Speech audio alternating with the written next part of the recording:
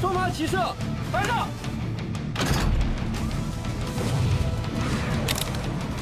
Hey hey hey, hola Indomax Indo Magazines. Oke, jadi setelah di komplek kita, Asia Tenggara dihebohkan dengan kemunculan rudal balistik taktis Kan milik Indonesia. Ditambah lagi dengan gebrakan besar pembelian jet tempur canggih yang dilakukan Jakarta. Kini panggung kembali bergeser ke negeri jiran Malaysia, bos.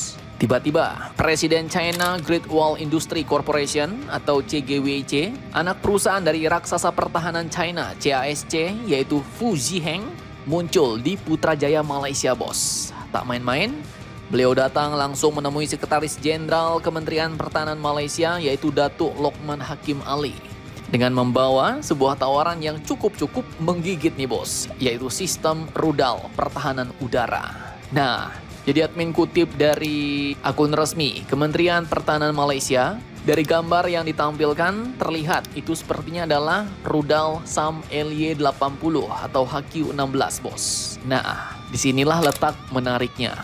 Rudal ini bukanlah rudal serangan seperti Kan milik Indonesia, melainkan ini adalah rudal pertahanan udara jarak menengah.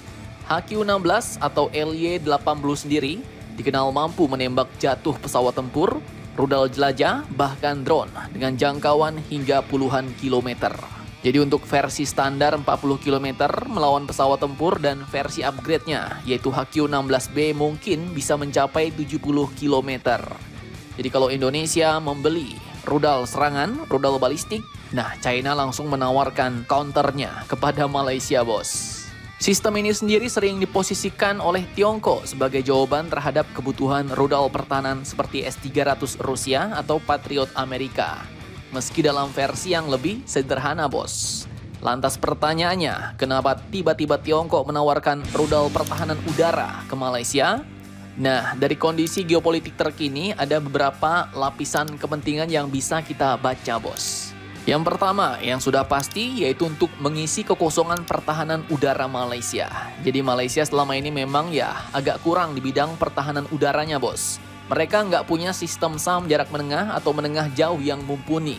Dan tawaran HQ-16 bisa jadi solusi untuk menutup celah itu. Apalagi kini tren kawasan semakin dipenuhi oleh rudal dan jet tempur baru, ya kan? Kemudian yang kedua, Malaysia pun ditawari paket komplit, bos. Satelit plus transfer teknologi. Jadi menariknya pertemuan ini bukan cuma soal rudal. Disebut juga bahwa diskusi pun menyentuh pengembangan satelit serta peluang transfer keahlian. Artinya bukan tidak mungkin Tiongkok menawarkan lebih dari sekedar barang jadi, bos. Mereka mungkin membuka peluang produksi lokal atau minimal lah perawatan dan integrasi sistem bersama industri pertahanan Malaysia. Yang ketiga, juga ada manuver geopolitik China nih. Jadi setelah Indonesia makin mesra dengan Prancis untuk Rafale dan Turki untuk rudal Kan dan jet tempur Kaan, maka ya jelas masuk akal, bos, bila Tiongkok nggak mau ketinggalan memeluk Malaysia dengan menawarkan teknologi strategis. Beijing bisa mengamankan pijakan kuatnya di kawasan. Dan kemudian, apakah ada hubungannya dengan langkah Indonesia? Ya, ini sangat mungkin, bos. Masuknya rudal Kan ke arsenal TNI Angkatan Darat dan pengadaan jet tempur Rafale maupun jet tempur Kaan membuat posisi Indonesia di kawasan kini semakin menggigit. Dan tetangga kita, Malaysia, jelas nggak mau ketinggalan, bos. Meski bukan dalam bentuk rudal serangan, namun sistem pertahanan udara canggih tetap akan meningkatkan daya tawar Kuala Lumpur sekaligus menyeimbangkan atmosfer regional. Dan pertanyaan besar berikutnya adalah apakah Malaysia bakal mendapatkan transfer teknologi nyata? Nah, jika iya, maka ini akan jadi gebrakan besar, bos.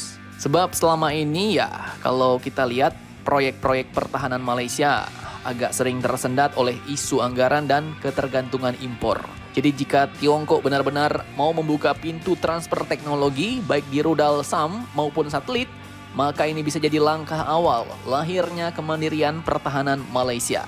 Dengan demikian, tawaran rudal SAM China ke Malaysia bukan sekedar jual beli senjata, bos. Jadi ini adalah bagian dari permainan catur strategis di Asia Tenggara, di mana setiap negara kini berlomba memperkuat diri dan juga negara-negara besar memperkuat pengaruhnya di kawasan. Indonesia tampil dengan rudal serangan dan jet tempur baru, sementara Malaysia juga bisa memilih jalur pertahanan udara nih, plus kerjasama teknologi dengan Beijing kalau tawaran ini diambil.